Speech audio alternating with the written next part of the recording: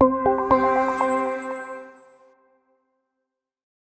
morning and welcome back to our ValueByte series. We are going to get to chat today with Pete, who is an expert in working with multi-generational families, specifically fourth generation families. And so I don't want to steal your thunder, Pete, but we're very excited to have you share your insight about the importance of planning for a transition. But before we dive into that, tell us a little bit about yourself and how you help businesses and owners.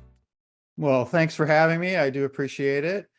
So my mission, and I don't know if I would have articulated this way when I was 22, but my mission has really always been to help owners create more value for their stakeholders.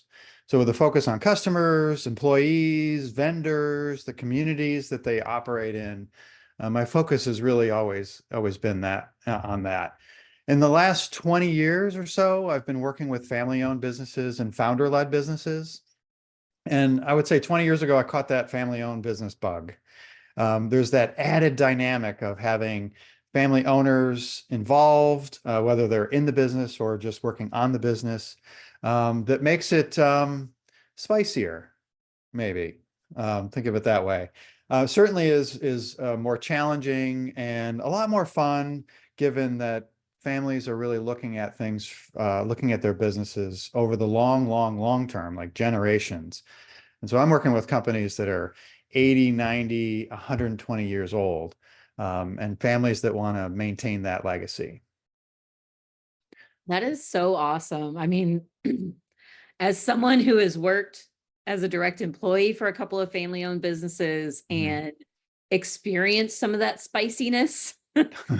I commend you for focusing on them, because they really do. Even those that have been around for, like you said, decades, they need a lot of help. But what are some common misconceptions or myths that people have about family-owned businesses? I think the biggest is, we're talking about the spiciness, but the greatest misconception of family-owned businesses is that they are a circus, that it's like what you see on TV. HBO's show Succession. Oh yeah, that's a good Really, show though. That is a it good show. is. Well, and it's so extreme. And certainly there is drama in every business. We're dealing with humans. So Right. there's always going to be some drama, and there's a little more drama sometimes, and there's a few more challenges. There's always that crazy uncle that shouldn't be at the party and, is involved in the business in some way. And so, every family has to deal with that. But I think that's the misconception is that it's a day-to-day circus and that they really can't get anything done. That's fair. I mean, I think that you make a good point in that any business has dynamics, right? And quote unquote drama. But I imagine too, just when you're dealing with generational family businesses and those family-led businesses, there's just a lot of probably additional expectation and maybe even passion and care and commitment that is at a different level than someone that maybe isn't carrying forward 100-year-old tradition. And so I can appreciate the idea that there's certainly similarities. But let's think a little bit about some of the unique challenges. So I imagine that I know that you also work with founder-led businesses, and Pete, you don't just serve generational, but I think your expertise is one that is unique in that you have that background. And so what would you say are some unique challenges that the family-owned businesses face when it comes to transitioning leadership compared to maybe some of the other businesses that you've worked with? Well, I would say that, there's a lot of common threads between founder-led businesses and family-owned businesses. And the primary thread is that emotional attachment to what is being built, what has been built.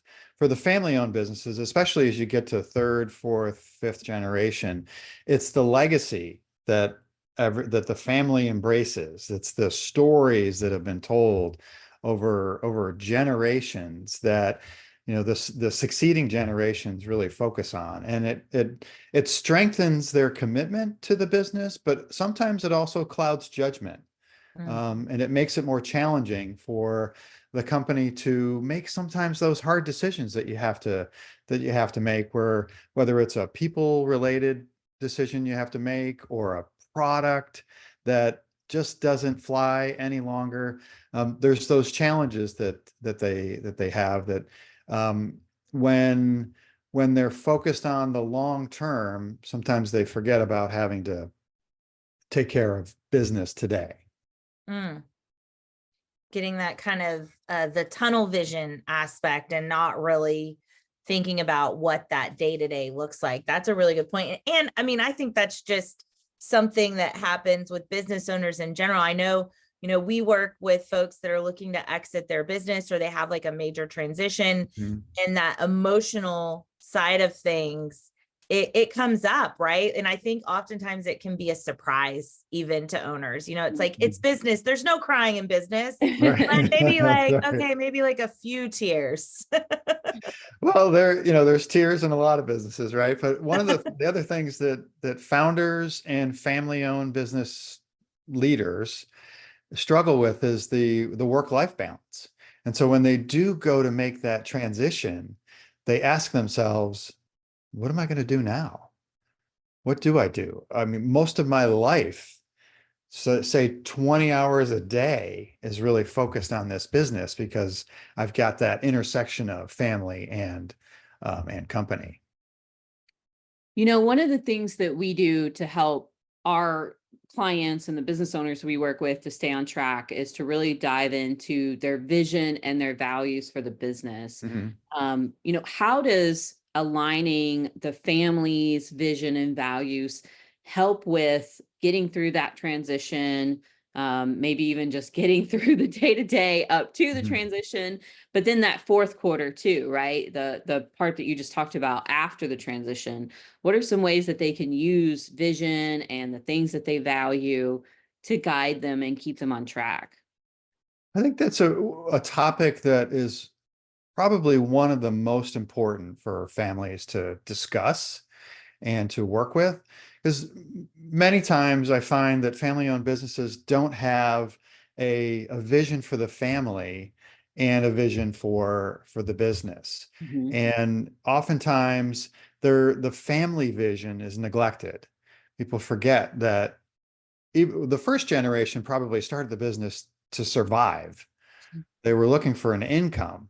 Second generation said, hey, wow, this is interesting. I could make a living doing this as well. And by the time you get to the third and fourth generation, there's a lot of branches on the tree.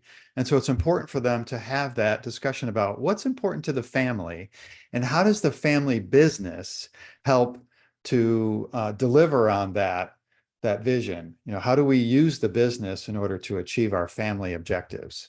And so having those conversations about the difference between the family vision and the business vision is super important.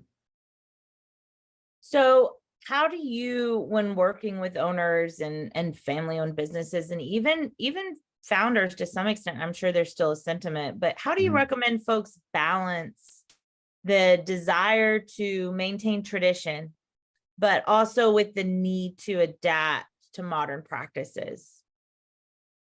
I think the short answer is you have to continue to focus on your stakeholders. What's important to my customers? What's important to my employees? What do my vendors require of me, and what can they provide to us? So I think, as you progress from generation to generation, we forget about what it took to bring the business to life in the first place. That there was a need in the market, there were customers, the customers needed to be served, and then there's employees that provide those services and so forth, build those products.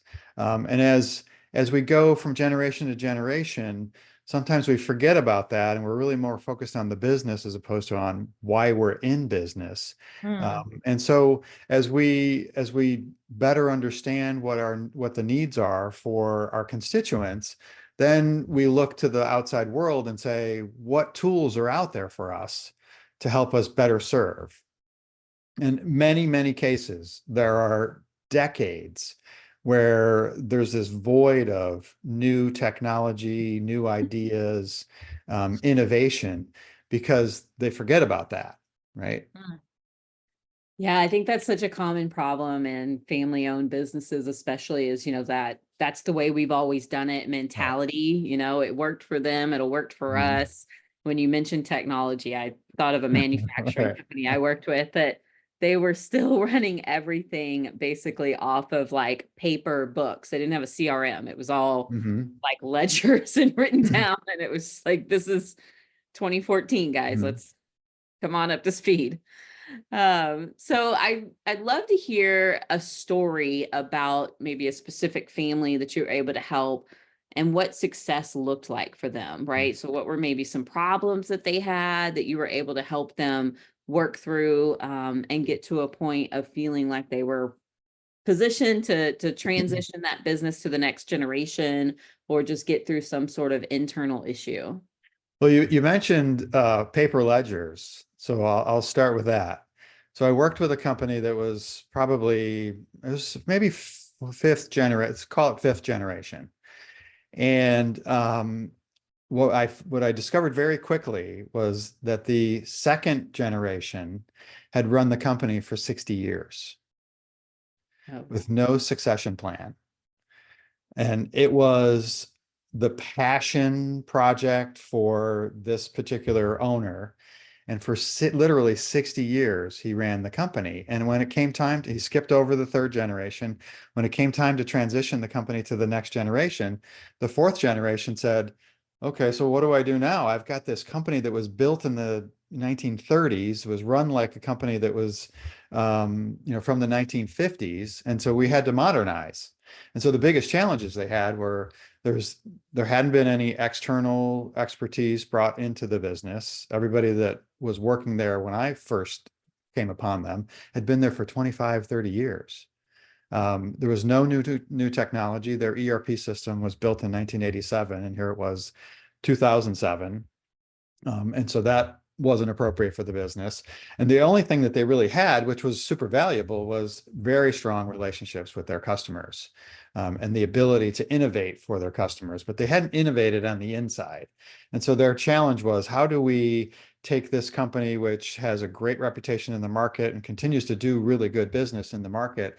How do we modernize it so that it makes more money and it can grow and scale using what money it kicks off to become even a bigger part of the equation in the industry that they were facing. The one thing that I found to be very interesting was that this owner who had been running the company for 60 years, his philosophy was, when it came to family, it's a privilege to work here, not a right.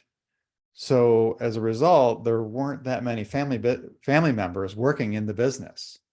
mhm.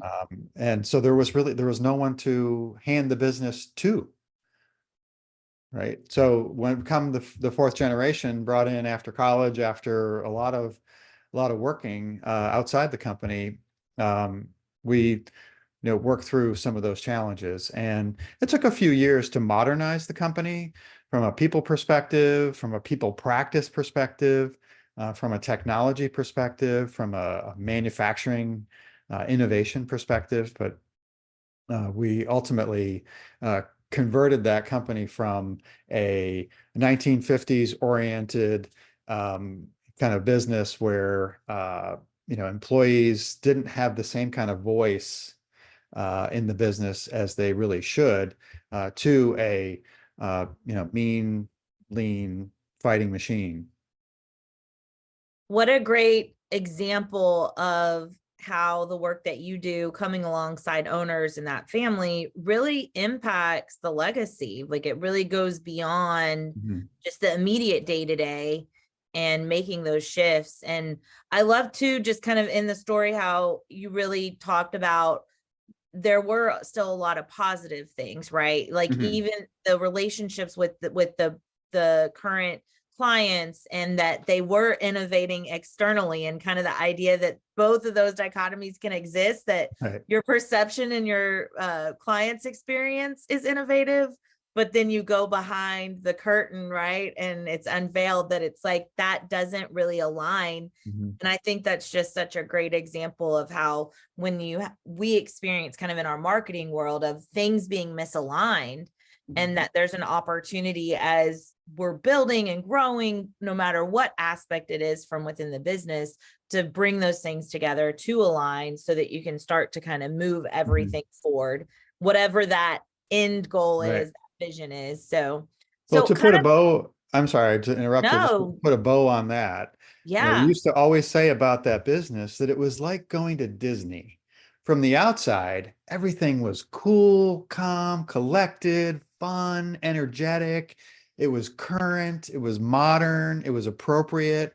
But behind the scenes, you had no idea what was going on to make sure that that happened. How many people were involved, the craziness, the chaos, the uncertainty, the drama that was going on behind the scenes, because they did such a great job of showing up for the customer. And so the goal for that initiative really was to do for the inside of the business what had already been done for the outside of the business. What a great win for them and for Oh, you. yeah, absolutely. It For was a you. great experience Win-win. for sure. Well, so as kind of parting thoughts, what Mhm. would you say would be your top advice for a business that is maybe just starting to think about transitioning leadership, or what that next phase looks like? Mhm. It's never too early. Mm, I think that's probably the most important thing when it comes to succession is you should start talking about succession long before you anticipate the need for succession. Mhm. Things happen in people's lives, and so there might be a disruption in the life of the leader of the business, and so you can't plan for that kind of thing. But you also need to start early, knowing that the business is going to need a different type of leader a generation from now, a decade from now, than it has today. There's just practices that I've grown up knowing and are part of my DNA that may not be appropriate for a business that wants to compete in 2030. So starting early, discussing it often, setting expectations, training the next generation to become the next generation leaders is super important. And as part of that, I always recommend that next generation go work somewhere else. Learn how to be an employee on somebody else's dime. Get trained by even going to work for a competitor or a related organization is super helpful, because then they bring that outside perspective. And especially when it's difficult for parents to tell their kids how to behave as an employee, when you're tired of telling them how to behave as a person, right? But mm. start early and communicate often. I love that. So many great tips and things that apply regardless if someone's looking at a family transition or if they're thinking about selling their business, doing an Mhm. ESOP, some other sort of exit. And so I really appreciate your time today, Pete. It's been awesome Absolutely. hearing your Oh, insight. thanks for having me. I appreciate it. So where, if someone is listening to this and they're thinking, I just always assumed that my kid would take over the business, and Mhm. now maybe that's not 100% accurate. Where can they connect with you to learn more about how you work and how you can help them with their business? I think the easiest place to get me is on LinkedIn. Everything's there. So it's, LinkedIn / I think / P3 Palermo is my profile. Perfect. Well, Perfect. we will also be sure and link that in our show notes. And Super. Pete, thank you again so much for your time today. All right. Thanks, Thank you Kate. both. I appreciate it. I enjoyed it. Thank you.